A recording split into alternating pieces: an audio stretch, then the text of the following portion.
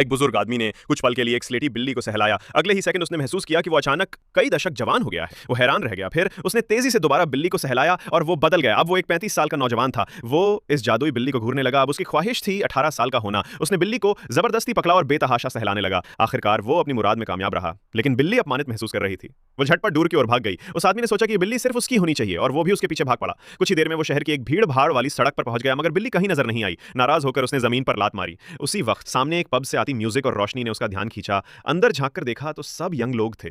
थोड़ा सोचकर वो अंदर चला गया। उधर स्लेटी बिल्ली खिड़की से चढ़कर उस आदमी के घर लौटी। वो सीधा सोफे पर कूद गई।